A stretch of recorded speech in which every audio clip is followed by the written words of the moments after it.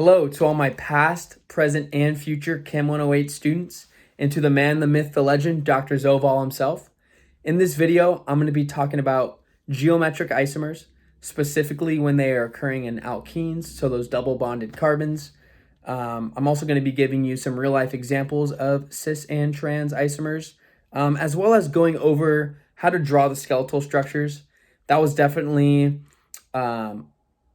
an idea in the beginning of the course that was a little abstract and hard for me to comprehend. So I'm going to give you guys a tip of how to start those, and it's just a bulletproof way of how to get them right and get you going on the right direction for any assignment or an exam question. Hope you enjoy the video. Geometric isomers occur when there is a restricted bond rotation in the stereoisomers. Specifically in alkenes, we concur an isomer is cis or trans by noting the position of the groups relative to the imaginary line that is passing through the double bond. In cis isomers, both of the alkyl groups are on the same side of the imaginary line. In trans isomers, the alkyl groups are on opposite sides of the imaginary line. To make this concept easier to understand, here are some real practical examples of cis and trans isomers. So our first one here is going to be trans 3-heptene. So I'm going to go over how to draw the condensed structure of trans 3-heptene. So first, we're going to look at heptene, and we get hept is 7. So we know there's going to be 7 carbons in this drawing. So we're going to have 1, 2, 3, 4, 5, 6, 7. Next, it's going to be 3. Where do we get 3 from? We get 3 from where the double bond is formed. So it's going to be between 3 and 4 is our double bond. And then we get the heptene, the ending E-N-E, because that's unique to alkene. So we know it's going to be a double bond.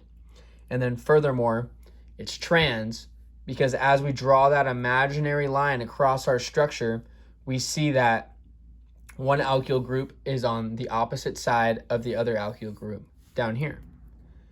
Moving along to another example, cis 3-heptene. Here's our condensed structure, just went over it. The only difference is when we draw that imaginary line through it, we see that both of these alkyl groups are on the same side of the imaginary line. And that's why it's going to be cis compared to trans in our last example. And then the last thing I want to do in this video is something that, again, I previously mentioned I struggled with, is going to go over how to draw the skeletal structures. Specifically, I'll give you an example for cis 3-heptene. So here, this is how I want to start any cis drawing for an alkene model. This is the exact way I want to start. If I start this way, I can't go wrong. So I'm going to start exactly with this drawing, and I'm going to label where my double bond starts. So I know it's going to be 3, 4. For the skeletal drawing, I'm going to put another single line above to note that it's a double bond. And from there, I'm just going to fill in the rest. So right now I have 3, 4, which is going to be right here. And I got this carbon, and I have this 5th carbon. So now I'm going to go down here, and that's going to be my first carbon. And then here I'm going to go down one more time to count for my 6th carbon, and up one more time to count for my 7th carbon. So doing so, I can draw them in just to make sure.